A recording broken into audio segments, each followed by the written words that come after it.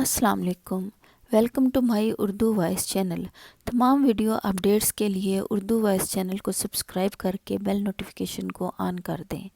तो आइए सुनते हैं आज की वीडियो में असेबी दुल्हन पर मबनी एक खौफ व हरास और जिस्म जान पर सख्ता तारी करती दुल्हन की अछूती कहानी और डरावनी कहानी।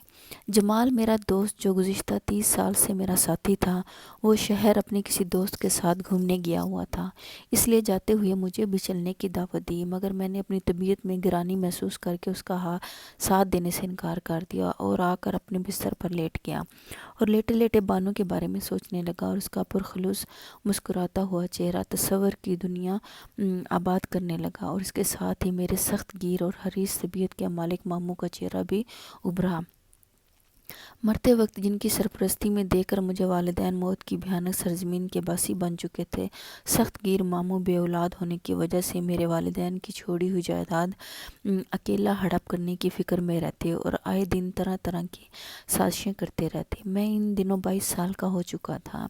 मेरे मामू ने मेरे कत्ल की साजिश की, जिसकी मुझे बर वक्त खबर हो गई। मैंने इस साजिश से बाखबर होकर अपनी और मामू की शख्सियत का मवाजना किया।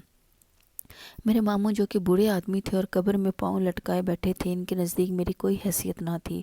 वो मजबूरन मुझे बर्दाश्त कर रहे थे, हालांकि मैं अपने ख़ानदान का आखिरी वाहिद फ़र्द था जो कि इनके बुरे भले में काम आ सकता था। मगर किसी ने सच कहा है कि हवस इंसान को तबाही और बर्बादी के रास्ते पर ले जाती है, और मेरा ख्याल था कि मेरे मामू भी अपने आप को बड़ी तेज़ी से तबाही की रास्ते की तरफ धकेल रहे थे। मैंने सोच कर इस हवेली को हमेशा के लिए खैरबाद कह दिया कि मेरे मामू मुझे अपनी राह का पत्थर समझकर मुझे ठिकाने के चक्कर में हवेली के मुलाजमों से मामू ने साज़बाज़ कर ली थी। सिवाय एक बूढ़े माली सलीम बाबा के तमाम लोग मेरे जान के दुश्मन थे। सलीम बाबा 70 साल से ऊपर के थे। इनकी वाइफ को गुज़रे 40 साल गुजर चुके थे और उन्होंने मेरी वालिद को अपनी गोद में खिलाया था, और मुझे भी सिर्फ वही ऐसे थे जो मेरे सच्चे हमदर्द थे। एक दिन उन्होंने मुझे मेरे कत्ल की साजिश से आगाह करते हुए मुझे कुछ ज़ेवरात ला कर दिए और मुझे रानीपुर से चले जाने को कहा। मैंने इन ज़ेवरात को लेते हुए पूछा, सलीम बाबा, ये ज़ेवरात किसके हैं और इतनी कीमती ज़ेवरात आपको कहाँ से मिले? मेरे सवाल के जवाब में उनके चेहरे पर लातादाद साए फैल गए। फिर एक सर्द आह भरकर कहने लगे, ये मेरे पास गुज़िश्ता 50 साल से किसी की अमानत पड़े हैं, जिन्हें अमानतन रखने वाला 50 साल के अरसे में एक बार भी नहीं आया। इतना तवील अरसा इनकी हिफाजत के सिले में मुझे ये हक़ पहुँचता है कि उन्हें जिस तरह चाहूँ इस्तेमाल करूँ, और मैं तुम्हें इसका सही हकदार समझता हूँ, इसलिए उन्हें तुम्हारे सुपुर्द कर रहा हूँ। और साथ ही ये नसीहत कर रहा हूँ, चाहे तुम कितने ही बुरे आदमी क्यों ना बन जाओ और ख़ुद को कितनी ही ताकतवर क्यों ना महसूस करो, अपनी ज़िंदगी में अपने मामू से मिलने की कोशिश ना करना। मैं जानता हूँ कि इनसे रब्ता ना करने की सूरत में तुम करोड़ों की तादाद से हाथ धो लोगे। जाओ मेरे बच्चे, किसी दूर दराज इलाके में जाकर अपनी नई ज़िंदगी का आगाज़ करो। और एक बार फिर ताकीद कर रहा हूँ, कभी भूल कर भी अपने मामू से मिलने की कोशिश ना करना। इसी में तुम्हारी ज़िंदगी की भलाई है। और इसके साथ ही उन्होंने अपनी अश्कबार आंखों से कहा, जाओ मेरे अजीज़ बच्चे, खुदा तुम पर हमेशा अमन और सलामती का साया रखे। मैं ग्रेजुएशन कर चुका था, बाशऊर था। मैं बुज़दिल नहीं था जो मौत के खौफ से भागकर सारी ज़िंदगी के लिए खुद को जलावतन करने पर आमादा हो जाता। मगर मैं सलीम बाबा का कहना ना टाल सका और खामोशी से रानीपुर से चला आया। और फिर मेरी मुलाकात जमाल से हुई। पहली ही मुलाकात में मैंने अपनी ज़ात के लिए इसमें बेपनाह खलूस महसूस किया और बहुत जल्द हम गहरे दोस्त बन गए। जमाल एक खुशहाल घराने का आज़ाद इंसान था। कराची में इसका एक 4 स्टार होटल था और इसकी दोस्ती ने रूहानी तौर पर मुझे तक़वियत दी। ऐसे आलम में जबकि मैं दुनिया में तनहा था, जमाल की पुरखलूस ज़ात ने तन्हाई के इस ज़ख़म पर दोस्ती का मरहम रख दिया था। और फिर जब उसे पता चला कि मैं एक होटल में रिहाइश पजीर हूँ, तो वह ज़बरदस्त इसरार के बाद मुझे अपने घर ले आया। मुझे रहने के लिए कमरा दे दिया गया। फिर वहीं मेरी मुलाकात बानो से हुई। बानो जमाल की चचाज़ाद बहन थी और उसके अखलाक व हुस्न का मैं गर्विदा हो गया और रफ्ता रफ्ता हम मोहब्बत का शिकार हो गए। और फिर जमाल की तजर्बाकार निगाहों से हमारे जज्बे पोशीदा न रह सके। मैं ये जान चुका था कि जमाल ख़ुद भी यही चाहता था कि इसने हमारी मोहब्बत का खैर मकदम किया और हम दोनों को एक छोटी सी तकरीब में रिश्ता इज़्वाज में मुंसलिक हो गए। ایک سال پلک جھپکتے ہی گزر گیا۔ میں نے کراچی میں ایک جنرل اسٹور کھول لیا تھا جس سے ہمیں معقول آمدنی ہو جاتی تھی۔ زندگی بڑے پرسکون سے گزر رہی تھی۔ ایک سال بعد خدا نے مجھے ایک پیاری سی بچی کا باپ بنا دیا جس کی آمد سے زندگی کی خوشیوں میں اضافہ کر دیا۔ ایک دن میں اپنی ضروری کاغذات تلاش کر رہا تھا کہ کاغذات کے نیچے زیورات کی تھیلی نظر آئی جسے میں تقریباً بھول چکا تھا اور آج تک اسے کھولنے کی کبھی ضرورت ہی پیش نہیں آئی تھی۔ جب میں اسے ہاتھوں سے پکڑے کھڑا سوچ رہا تھا کہ اس کا کیا کروں، اچانک پشت پر میں نے کسی کے گہرے گہرے سانس لینے کی آواز سن کر مڑنا چاہا۔ دیکھا تو بانو میرے سامنے کھڑی مسکرا رہی تھی۔ اچانک بانو کو سامنے پا کر خیال آیا کہ کیوں نہ زیورات بانو کو گفٹ کر دوں تو اسے خوشی ہوگی، کیونکہ زیورات ہمیشہ سے عورت کی کمزوری رہے ہیں۔ چنانچہ اسی خیال کے تحت میں نے زیورات کی تھیلی میز پر الٹ دی۔ بانو اچانک ان بیش قیمت زیورات کو دیکھ کر حیرت سے دنگ رہ گئی۔ اس نے بکھلائے ہوئے لہجے میں پوچھا، تم نے یہ زیورات کہاں سے حاصل کیے ہیں؟ یہ تو کسی شاہی خاندان کے لگتے ہیں۔ یہ ہماری خاندانی یادگار ہیں۔ میں نے بات بنائی۔ بانو ان زیورات کو پا کر بہت خوش تھی۔ چند منٹ وہ انہیں حیرت اور مسرت سے دیکھتی رہی، پھر ایک نیکلس نکال کر گلے میں پہن لیا۔ نیکلس اس کی خوبصورتی میں اضافہ کر رہا تھا۔ اس نے پوچھا، میں کیسی لگ رہی ہوں؟ نیکلس اس کی سراہی دار گردن میں خوبصورت لگ رہا تھا اور مجھے رہ رہ کر یہ خیال آ رہا تھا کہ آج تک کیوں میں نے ان زیورات کو بانو کی نظروں سے دور رکھا، جبکہ ایک نیکلس کی وجہ سے اس کی خوبصورتی میں چار چاند لگ گئے تھے۔ ابھی میں اس نیکلس کو بانو کی خوبصورت گردن میں پہننے ہوئے تعریفی نظر سے دیکھ رہا تھا کہ اچانک ملازمہ کی چیختی ہوئی آواز ہمارے کانوں میں پڑی۔ ہم دونوں آگے پیچھے بھاگتے ہوئے راہداری کی جانب لپکے، جہاں ملازمہ زخمی حالت میں خون میں لت پت بچی کو ہاتھوں میں اٹھائے لڑکھڑاتی ہوئی ہماری طرف آ رہی تھی۔ ہم دونوں ملازمہ کو اس حالت میں دیکھ کر ٹھٹک گئے۔ ملازمہ اور بچی دونوں خون میں نہائے ہوئے تھے۔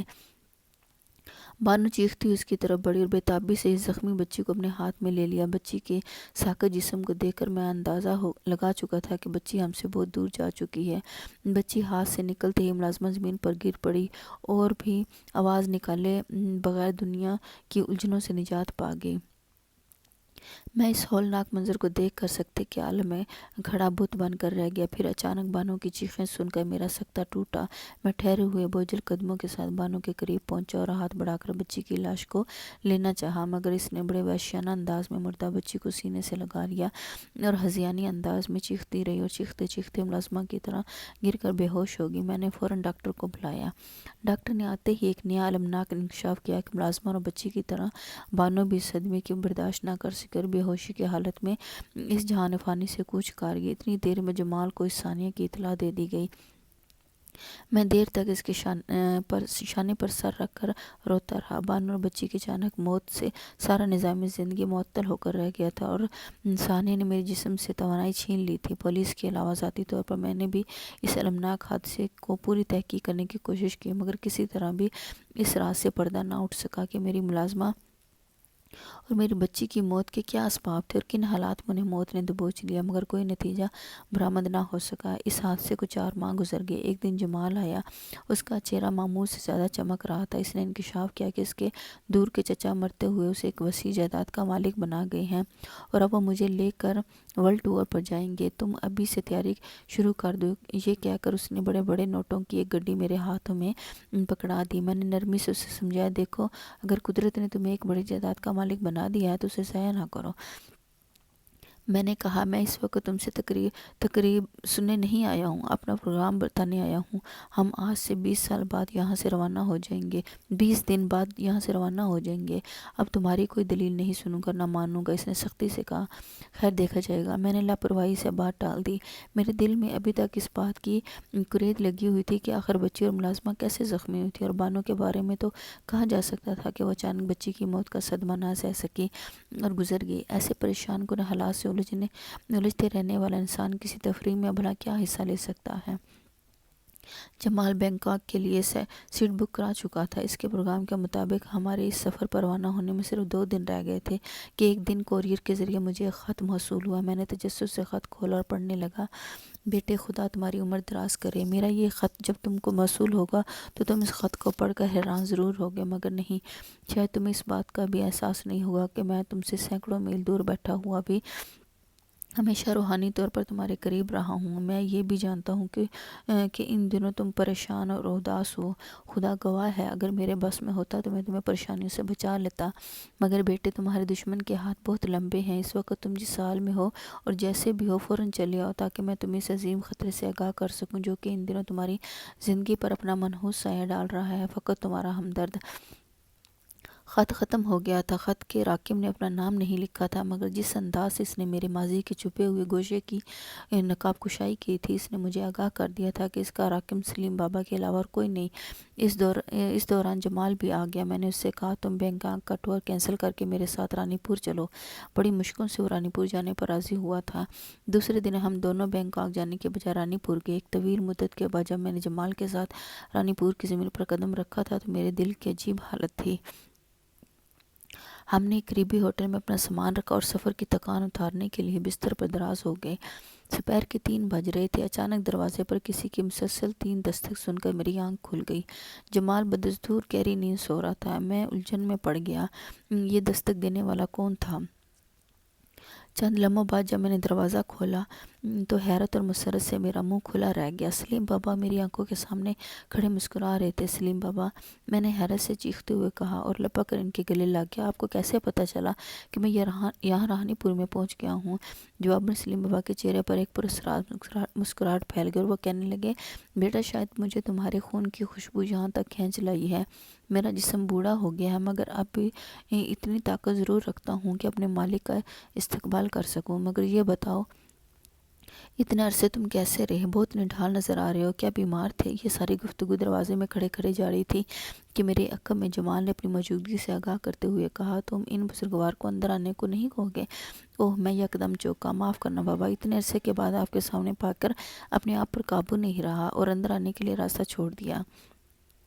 چند لمحے بعد جب ہم چائے پی رہے تھے اور سلیم بابا کہہ رہے تھے، مجھے اس بات کا ہمیشہ افسوس رہے گا کہ میں نے آپ کو اپنے سے جدا کر کے زیادتی کی ہے، مگر میرے بچے، تم نہیں جانتے تمہارا ماموں شیطان کا پیروکار ہے۔ اگر تم یہاں اس کی آنکھوں کے سامنے رہتے تو شاید وہ تمہیں اب تک موت کی گھاٹ اتار چکا ہوتا۔ مگر بیٹے، مجھے یہ بتاؤ، کیا وہ زیورات بھی ابھی تک تمہارے پاس محفوظ ہیں؟ ہاں بابا، میں نے جواب دیا، مگر وہ میرے لیے منحوس ثابت ہوئے۔ ان زیورات میں سے ایک نیکلس میری بیوی نے اپنے گلے میں ڈالا۔ میرے گھر میں آنن فانن 3 جانیں ضائع ہو گئیں۔ میں نے صدمے سے کہا، ہاں میرے بچے۔ سلیم بابا نے سرد آہ کھینچتے ہوئے کہا، مجھے ان تمام باتوں کا علم ہے، ضرور ایسا ہی ہوا ہوگا۔ تو کیا آپ کو ان تمام واقعات کا علم پہلے سے تھا جن کی وجہ سے میری بچی بیوی اور ملازمہ کی جانیں ضائع ہو گئیں؟ میں نے صدمے سے کہا، بدقسمتی سے مجھے اس کا علم تھا، مگر میں اس وقت کو نہیں ٹال سکتا تھا۔ اب اس کو صرف ایک ہی ہستی ختم کر سکتی ہے، وہ ہے نوابزادی شمع۔ سلیم بابا نے انکشاف کیا، مگر یہ شمع کون ہے اور یہ کیا سلسلہ ہے؟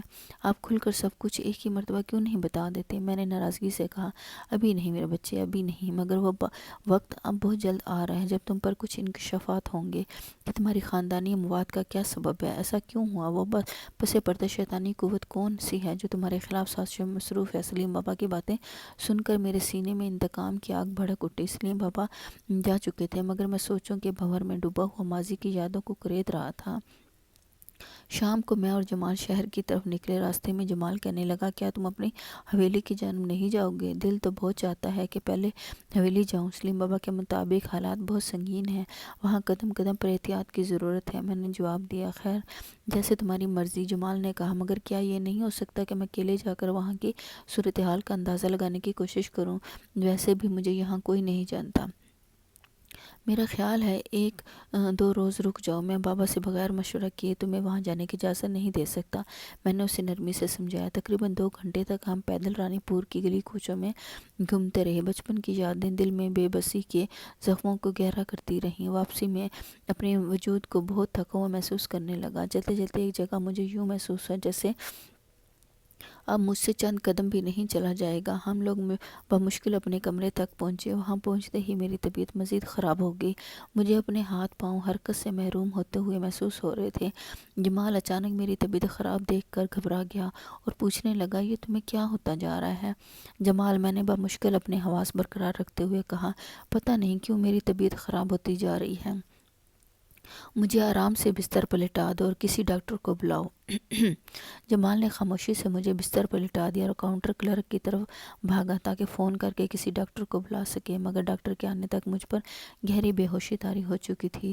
جب میرا شعور بیدار ہوا تو میں خود کو بے حد کمزور پا رہا تھا۔ چند لمحے پہلے آنکھیں کھول کر حیران پریشان نظروں سے کمرے کی در دیوار کو تکتا رہا، پھر اچانک ادویات کی مانوس خوشبو نے مجھے چونکا دیا اور مجھے یاد آیا یہ وہ کمرہ نہیں ہے جس میں میں بے ہوش ہونے سے پہلے بستر پر دراز تھا۔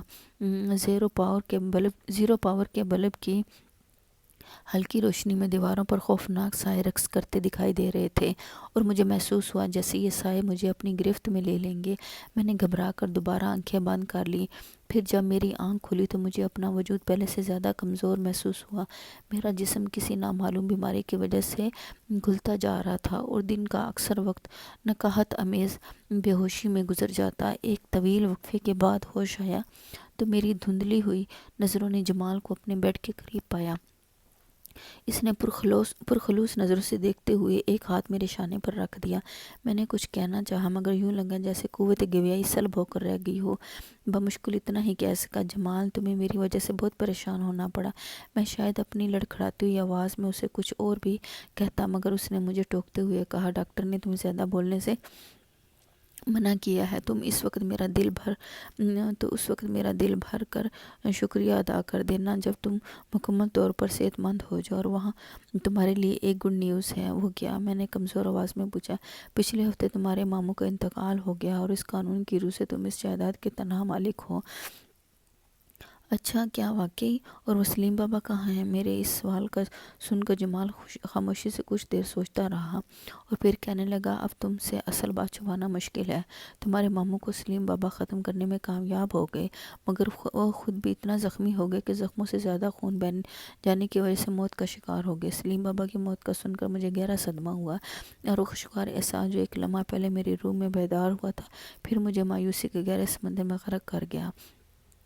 چند روز بعد میں مکمل طور پر صحت مند ہو کر ایک طویل عرصے بعد جمال کو اپنے ساتھ لے کر اپنی خاندانی حویلی جا پہنچا۔ تقریباً 15 دن تک میں اپنے مزاج کے مطابق حویلی میں مختلف تبدیلیاں کرتا رہا۔ ایک دن جب میں لائبریری میں بیٹھا ہوا مطالعے میں مصروف تھا کہ ملازم نے ایک ملاقاتی کے آنے کی اطلاع دی۔ میں سوچ میں پڑ گیا۔ ملازم سے پوچھا کہ وہ کون ہے اور کہاں سے آیا ہے۔ صاحب، اس نے کہا ہے، آپ مجھے نہیں جانتے مگر میرا ملنا آپ سے ضروری ہے۔ ملازم بولا، اچھا، تم اسے ڈرائنگ روم میں بٹھاؤ، میں آ رہا ہوں۔ چند لمحوں بعد جب میں ڈرائنگ روم میں داخل ہوا تو دھیڑ عمر کا شریف وضاقتہ سا آدمی میرا منتظر تھا۔ مجھے ڈرائنگ روم میں داخل ہوتے دیکھ کر وہ مصافحے کے لیے ہاتھ بڑھاتے ہوئے اٹھا۔ میں نے اسے بیٹھنے کا اشارہ کیا اور رسمی السلام کے بعد پوچھا، فرمائیے، میرے لائق کیا خدمت ہے؟ میں نے بغور اس کا جائزہ لیا۔ ادھیڑ عمر اجنبی چند لمحے میری طرف خاموشی سے دیکھتا رہا، پھر میری آنکھوں میں جھانکتے ہوئے بولا، اس ناچیز کو انور کہتے ہیں۔ میں آپ سے ملنے کا شائق تھا۔ میں یہ دیکھنا چاہتا تھا کہ جب اچانک کسی نوجوان کو ایک بڑی جائیداد مل جاتی ہے تو اس میں کیا کیا تبدیلیاں رونما ہوتی ہیں۔ پھر میں آپ کا پڑوسی بھی ہوں، یہاں سے قریب ہی میری رہائش گاہ ہے، کسی دن وہاں تشریف لائیے اور غریب خانے کو عزت بخشیے۔ مگر میری چھٹی حص رہ کر یہ کہہ رہی تھی کہ یہ شخص آیا تو کسی اور مقصد کے لیے ہے مگر اب بات بنانے کے لیے ہے، مانی باتوں کا سہارا لے رہا ہے۔ میرے یہاں آنے سے پہلے بھی آپ کا آنا جانا تھا، میں نے اسے کریدا نہیں۔ میں بہت تنہائی پسند ہوں۔ آج خدا جانے یا کیوں میرا دل چاہا کہ میں آپ سے ملوں اور آپ کے پاس چلا ہوں۔ اس نے مسکراتے ہوئے کہا، یہ آپ نے بہت اچھا کیا جو اس ناچیز سے ملنے کی زحمت اٹھائی۔ میرے گھر کے دروازے دوستوں کے لیے ہمیشہ کھلے رہتے ہیں۔ میں نے فراخ دلی کا اظہار کیا۔ شکریہ۔ اچھا، اب اجازت دے۔ وہ جانے کے لیے کھڑا ہو گیا۔ اس کے جانے کے بعد میرا ذہن الجھ کر رہ گیا۔ انور خطرناک ہو یا نہ ہو مگر پراسرار ضرور تھا۔ وہ یوں ہی اپنا وقت برباد کرنے نہیں آیا ہوگا، میں نے سوچا۔ میں سوچتے ایک اضطرابی کیفیت میں اٹھا اور پائیں باغ میں آ گیا اور دیر تک ٹہلتا رہا، پھر آ کر بستر پر دراز ہو گیا۔ میں گہری نیند میں تھا کہ اچانک میں نے اپنے سینے پر کسی نرم شے کا دباؤ محسوس کیا۔ میں نے گھبرا کر آنکھیں کھول دی اور وہ دباؤ ابھی تک میرے سینے پر موجود تھا مگر یہ کسی شے کا دباؤ ہے۔ کس شے کا دباؤ ہے؟ میں نے گھبرا کر اٹھنا چاہا تو یوں لگا جیسے میرا جسم حرکت کرنے سے محروم ہو چکا ہے۔ میرا جسم فالج زدہ ہو گیا تھا مگر ذہن بیدار۔ میری باتوں کا جواب دینے کی بجائے صرف منفرد انداز میں مسکرا کر رہ جاتے ہو۔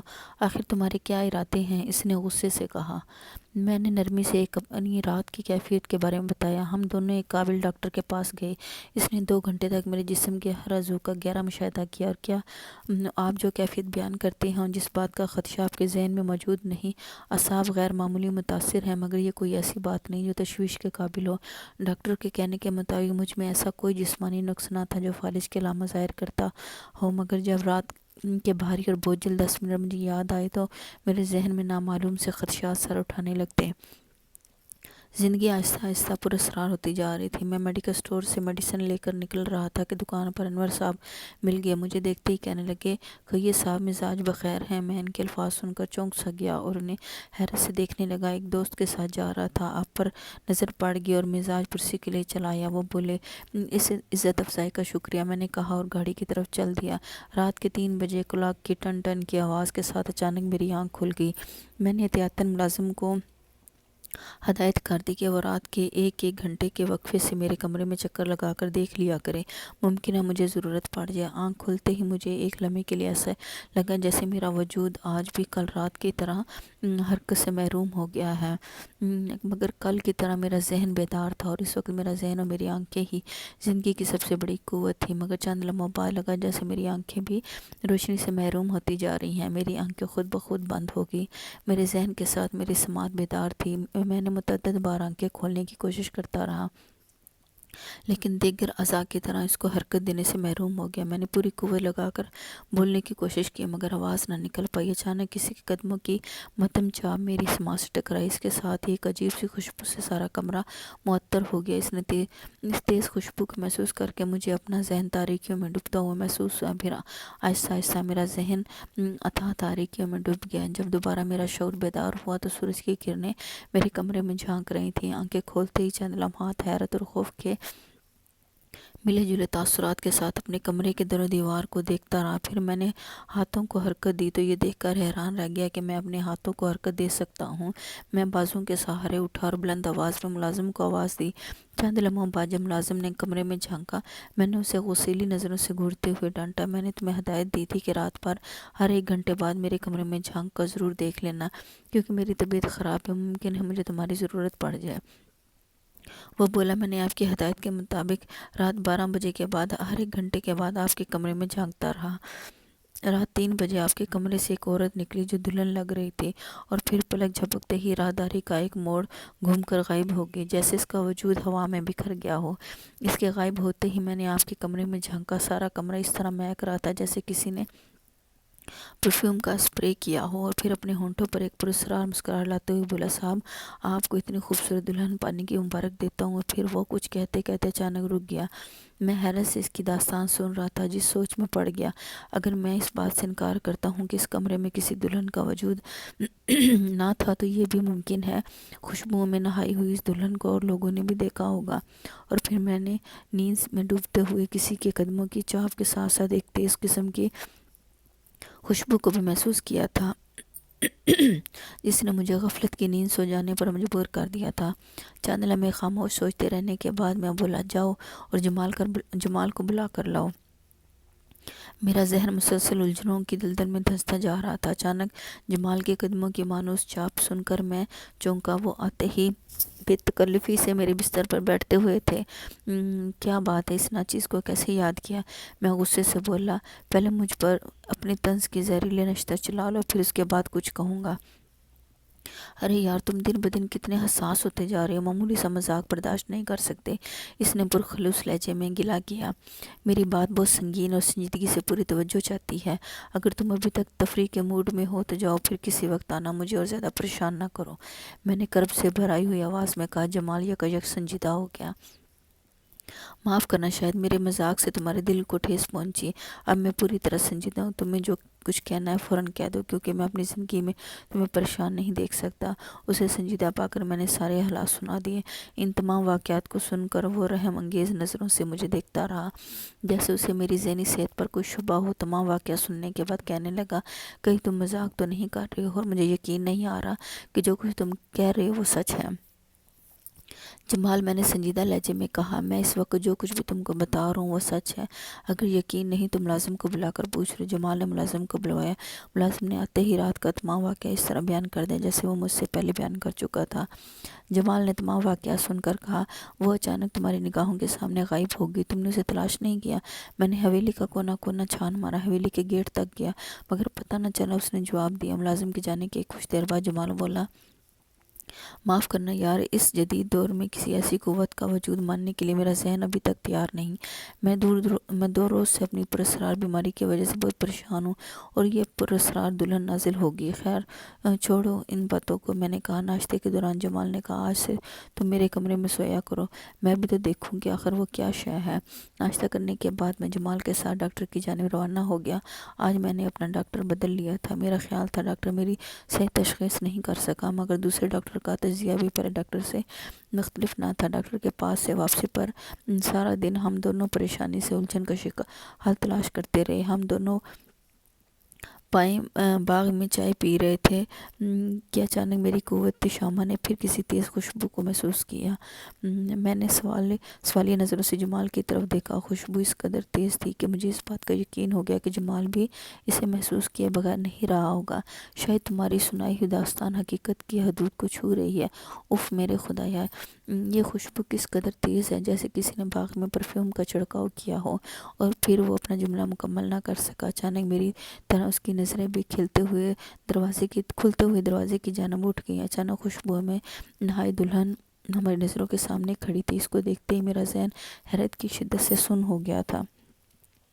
اس کا دل فریب سراپا میرے حواس پر چھاتا جا رہا تھا۔ اس کی دل فریب مسکراہٹ مجھے پراسرار دھندلکوں کی طرف لے جا رہی تھی۔ میں نے کچھ کہنے کی کوشش کی، مگر 2 دن پہلے کی طرح اپنے جسم کے تمام اعضاء کو حرکت دینے سے محروم ہو چکا تھا۔ میں نے سوچا کہ اپنی نظریں اس کے دل فریب سراپے سے ہٹا کر جمال کی جانب دیکھوں تاکہ اس کے حسن کا سحر ٹوٹ جائے، مگر ناکام رہا۔ یہ خواہش دل ہی میں رہ گئی کہ دونوں میں سے کوئی اس سے دریافت کر سکتا کہ وہ کون ہے۔ باوجود متعدد بار کوشش کرنے کے میں اپنے اعضاء کو حرکت نہ دے سکا۔ خبر نہیں کتنے ہی لمحات یوں ہی بے حس و حرکت گزر گئے۔ اچانک اس کے ہونٹوں کی جنبش ہوئی، مگر جو کچھ اس نے کہا وہ میری سماعت کی گرفت میں نہ آ سکا۔ بے بسی سے ایک ساکت بت کی مانند اسے دیکھتے رہنے پر مجبور تھا۔ پھر اچانک مجھے ایسے لگا جیسے میری آنکھوں کے پردے نیند سے بھاری ہو کر بند ہو رہے ہیں۔ چند لمحات بعد مجھ پر غفلت کی نیند طاری ہو گئی۔ جب آنکھیں کھلی تو اپنے کمرے میں بستر پر پڑا تھا۔ میرے ارد گرد ادویات کی بو پھیلی ہوئی تھی۔ ہلکی رات کے سناٹے میں روشنی ایک عجیب پراسرار ماحول پیدا کر رہی تھی۔ چند لمحے آنکھیں کھولے حیران نظروں سے میں چاروں طرف دیکھتا رہا۔ حلق میں کڑواہٹ تھی۔ مشکلوں سے اٹھا اور میز پر رکھے پانی کے جگ کو منہ لگانا ہی چاہتا کہ اچانک کسی نے بیدگی چھڑی لہرائی اور پانی سے بھرا جگ میرے ہاتھوں سے نکل کر فرش پر گر کر چور چور ہو گیا۔ میں نے غصیلے انداز میں اس چھڑی کو لہرانے والے کی جانب دیکھا تو ایک لمحہ اسے حیرت سے دیکھتا رہ گیا۔ انور تھا وہ پراسرار انسان جو پہلے بھی 2 مرتبہ میرا وقت ضائع کر چکا تھا۔ تم نے میرے گھر آ کر میرے ساتھ ایسا کیوں کیا؟ میں نے غصیلی نظروں سے اسے گھورا۔ انور کو غصیلی نظر سے گھورنے والا ہمیشہ اس دنیا میں ذلیل و خوار ہوا ہے۔ اس نے ٹھہرے ہوئے پر اعتماد لہجے میں جواب دیا، یہ بات تم اپنی گرہ میں باندھ لو کہ جب تک تم میرے کہنے پر عمل نہیں کرو گے دنیا کا ہر سکھ چین تم سے دور رہے گا۔ ذرا اپنے ماضی کو ٹٹولو تو یہ بات تم پر واضح ہو جائے گی کہ کوئی نہ کوئی ایسا حادثہ ضرور تمہاری زندگی میں رونما ہو رہا ہے جس نے تم سے زندگی کا ہر سکھ چین چھین لیا۔ تمہاری بچی کی بیوی میرے مشن کی سب سے بڑی رکاوٹیں تھیں جن کو میں اوپر پہنچا چکا ہوں، اور تمہاری ملازمہ میرے راستے میں آ گئی، لہٰذا اسے بھی ٹھکانے لگانا پڑا، اور اس طرح میں تمہارے جگری دوست جمال کو بھی موت کے گھاٹ اتار سکتا ہوں۔ تم اس وقت تک پراسرار بیماری میں مبتلا رہو گے۔ اگر وہ اپنی بات ادھوری چھوڑ کر خاموش ہو گیا، اگر کیا ذرا اس کی بھی وضاحت ہو جائے۔ میں نے کہا، اگر تم نے مذہبی عقائد کے مطابق میری بیٹی سے شادی نہ کی۔ اس نے میری آنکھوں میں جھانکتے ہوئے کہا، شادی؟ میں نے حیرت سے پوچھا، ہاں شادی۔ وہ سنجیدہ تھا، میری حسین بیٹی شمع سے شادی جو برسوں سے تمہاری راہ تک رہی ہے۔ کہیں تم اس پراسرار دلہن کے بارے میں تو نہیں کہہ رہے جسے دیکھ کر میری جسمانی قوت سلب ہو جاتی ہے؟ ہاں وہی، جسے تم اور جمال بھی دیکھ چکے ہو۔ میں تذبذب میں پڑ گیا۔ ایسے آدمی کو میں کیا جواب دوں جو اپنی حسین و جمیل بیٹی کی شادی کے لیے خون کے دریا سے بھی گزرنے کو تیار تھا؟ مگر محترم، میں نے جواب دیا، آپ کی بیٹی دنیا کی حسین ترین عورت صحیح، مگر پھر بھی یہ کچھ اچھا معلوم نہیں ہوتا کہ زبردستی اس مقدس رشتے کی توہین کی جائے۔ یہ صرف اس لیے کہ ابھی کچھ باتیں پردہ راز میں رہیں۔ ایک حسین عورت تمہاری دلہن کہلانا چاہتی ہے۔ اس نے جواب دیا، بات کچھ سمجھ میں نہیں آ رہی۔ میں نے کہا، کیا ایسا نہیں ہو سکتا کہ شادی سے پہلے میں تمہاری بیٹی سے ایک ملاقات کر لوں؟ میرا خیال تھا کہ وہ ملاقات کا موقع دینے کے بجائے اس سے گریز کرے گا۔ میرا خیال ہے بہتر یہی ہے کہ تم میری بات مان لو، تمہارے پاس اس کے علاوہ اور کوئی راستہ نہیں۔ بیکار اپنے آپ کو ادھر ادھر الجھا رہے ہو۔ یہ بھی میں صرف اس لیے کہہ رہا ہوں کہ میری بیٹی تمہاری سفارش کر رہی ہے۔ اس کی پرزور سفارش ہے کہ تمہیں زندگی میں کبھی کسی تکلیف کا سامنا نہ کرنا پڑے۔ میں اس لیے آج تم سے کھل کر بات کر رہا ہوں۔ میں اس مشورے پر غور کروں گا۔ آپ پھر کسی وقت تشریف لائیں۔ میں نے لاپرواہی سے کہا۔ میری اس بات کو سن کر اس کے چہرے پر غصے کے آثار پھیل گئے اور وہ غصے کی حالت میں دروازہ کھول کر باہر نکل گیا۔ اس کے جاتے ہی مجھے یوں لگا جیسے مجھ پر اچانک پھر نکاہت نے غلبہ پانا شروع کر دیا ہے۔ ایک لمحے کے لیے یوں لگا جیسے میری جسمانی حالت بگڑ رہی ہے۔ میں گھبرا کر بستر پر لیٹ گیا اور اس سے پہلے کہ میں جمال کو اپنی اور انور کی پراسرار گفتگو سے آگاہ کرتا، میرا ذہن تاریکیوں میں ڈوبتا ہوا محسوس ہوا۔ ہر طرف سے ایک اتھاہ تاریکیوں کا سمندر مجھے نگلنے کے لیے بڑھ رہا تھا۔ ایک بار پھر میرے کمرے میں تاریکی جھانک رہی تھی اور باہر سورج دنیا کا سفر ختم کر کے مغرب کے کسی گوشے میں روپوش ہو رہا تھا۔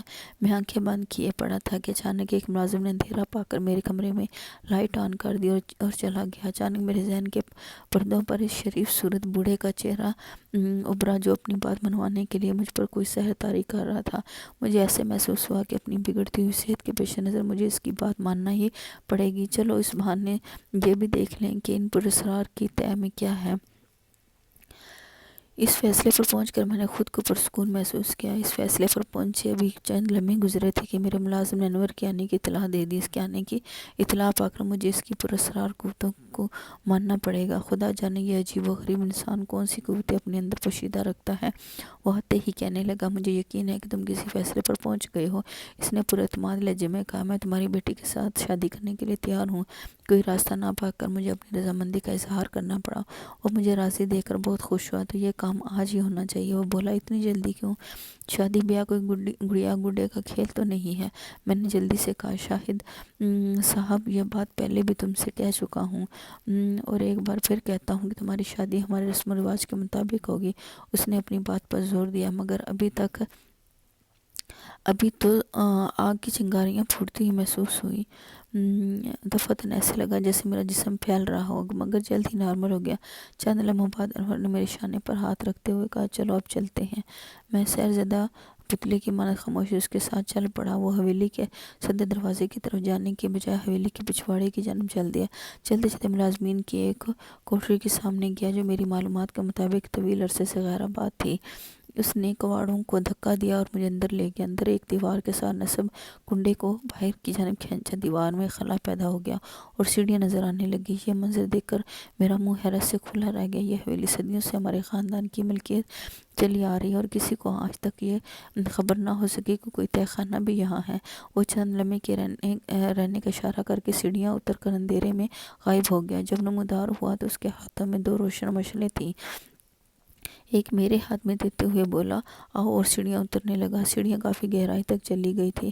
فرش پر پاؤں رکھتے ہی ایک عجیب و غریب خوشبو کا احساس ہوا جیسے عنبر سلگ رہا ہو۔ پھر اچانک مجھے یاد آیا وہ بھی اسی طرح کی خوشبو تھی جب ایک خوبصورت عورت دلہن کے روپ میں میرے اور جمال کے سامنے آئی تھی۔ اس کے ساتھ ہی ایک عجیب و غریب سا سناٹا مجھے اپنی ہڈیوں میں اترتا محسوس ہوا اور انجانا سا خوف روح کے ہر گوشے میں گونجنے لگا۔ تہہ خانہ بہت وسیع معلوم ہو رہا تھا۔ مختلف راہداریوں سے گزرتے ہوئے ہم ایک ہال نما کمرے میں پہنچ گئے جہاں ہر طرف عنبر کی تیز خوشبو پھیلی ہوئی تھی، مگر اس بار یہ خوشبو میرے حواس پر نہ چھا سکی اور ہمارے رکتے ہی خوشبو اور دھوئیں میں اضافہ ہو گیا۔ ایک لمحے کے لیے مجھے یوں لگا جیسے میں پھر حواس کھو رہا ہوں، مگر میں جلدی سنبھل گیا۔ انور میرا ہاتھ پکڑے حال میں بڑھتا گیا۔ پھر اچانک ایک ہولناک کریہل منظر بت ہماری نگاہوں کے سامنے آ گیا جس کے پیٹ میں ایک آتش دان دہک رہا تھا۔ مجھے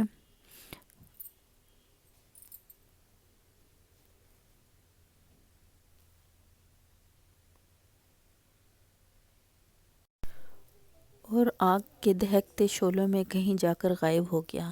چند لمحوں بعد جب وہ دوبارہ نمودار ہوا تو خوشبوؤں میں لپٹی ہوئی ایک سرخ انگارے کی دہکتی ہوئی دلہن آگ کے اس آتش دان سے انور کے ہمراہ اس آگ سے باہر قدم رکھ رہی تھی۔ میں نے حیرت اور خوف کی شدت سے اپنی دونوں آنکھوں کو زور زور سے مسلا۔ ایک لمحے کے لیے مجھے اپنی بصارت پہ یقین نہیں آ رہا تھا، مگر نہیں، وہ دونوں واقعی جلتے ہوئے آتش دان سے نکل کر میرے برابر کھڑے تھے۔ میری نظریں اس دلہن کے چہرے کی جانب اٹھیں جس میں دہکتے ہوئے انگارے کی تپش تھی۔ انور اسے میرے قریب کھڑا کر کے ایک بار پھر لپک کر آتش دان میں گھس گیا اور دونوں ہاتھوں میں دہکتے ہوئے انگارے اٹھا کر لے آیا۔ شمع اور تم، اس نے اپنی نظریں میری جانب گاڑتے ہوئے کہا، دونوں اس مقدس آگ پر ہاتھ رکھ کر اس بات کا عہد کرو کہ دونوں ہمیشہ ایک دوسرے کے وفادار ہو گئے۔ شمع نے اپنا ہاتھ بڑھا کر دہکتے ہوئے انگاروں پر رکھ دیا اور کہا، قسم ہے مجھے اس آگ کی جو دل سے روشن ہے اور ہمیشہ روشن رہے گی۔ میں اس مقدس آگ کی قسم کھا کر کہتی ہوں کہ اپنے ساتھی کی ہمیشہ وفادار رہوں گی۔ اس کے کہتے ہی اچانک میں نے اضطرابی طور پر اپنا ہاتھ پتلون کی جیب میں ڈال لیا اور اچانک میرے ہاتھوں میں حمائل شریف آ گئی، مگر اتنے میں انور میری طرف متوجہ ہو چکا تھا۔ اس نے مجھے اشارہ کیا کہ میں بھی اس آگ پر ہاتھ رکھ کر شمع کے ساتھ وفادار رہنے کا عہد کروں۔ میں نے اپنا خالی ہاتھ شمع کے ہاتھ پر رکھ دیا جس نے ابھی تک انور کے ہاتھوں میں تھامے ہوئے انگاروں پر اپنا ہاتھ رکھا ہوا تھا۔